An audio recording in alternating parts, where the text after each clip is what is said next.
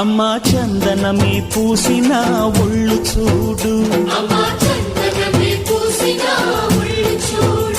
అమ్మా పున్నమి పుట్టిల్లు ఆ కళ్ళు చూడు, అమ్మా ముక్కోటి మెరుపులా మోము చూడు, అమ్మమ్మ ముగ్గురమ్మల మూల పుటమ్మ